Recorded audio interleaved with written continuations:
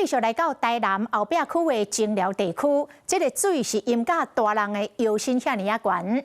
到早起的10点半左右，累积的雨量已经超过350毫米。有老阿伯啊，搬这个沙包搬袂赴，大水泉灌入去厝内。另外，阁有徛家是饮水饮甲一寡水桶，甲囡仔佚佗物啊，拢铺伫个水面上。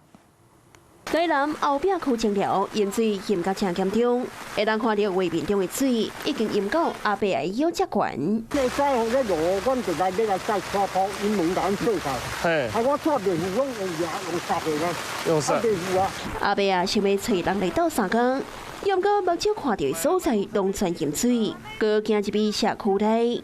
袂赴真的对啊！唔是我上班，我袂，阮的囝无甲袂赴啊！我赶紧啊！你看我这车个就到这个啊！ 有洪水门也不好，水也是淹入来，基本真无奈。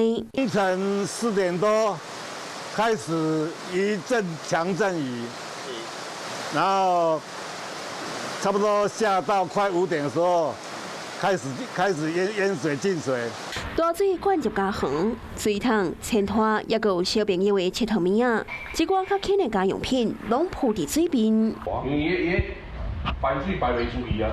哦，外口迄排水，阮这个算讲上低，嘿，所在，水拢进来到遮来。淹水淹到无底气，那学倒来浸水，水嘛拢淹到半台车只悬。台南后壁区清寮社区严重遭大水，基本要出门，敢会当用行的。伫后壁区新东里嘛是共款。 家具甲柜啊，拢总浸水。我一顶上盖坐多50公分啦，50公分啦。一直到早起10点半为止，后壁区累积的雨量超过350毫米，受到低压带甲西南风影响，上强降雨，大水被赴小透，地区后壁区淹水的灾情惨重。 Hello， 我是雷亚。想要抢先掌握最及时的新闻资讯吗？赶快订阅、按赞、开启小铃铛，锁定华视新闻 YouTube 频道。